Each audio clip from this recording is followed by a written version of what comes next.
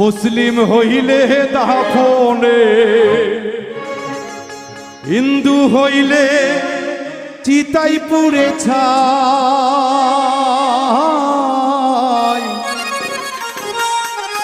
মানব গৌরব করার নাই রে কিছু নাই।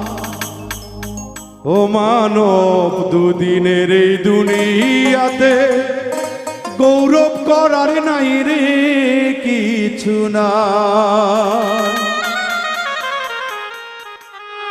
খ্রিস্টান হইলে কফিনে, মুসলিম হইলে দাফনে, খ্রিস্টান হইলে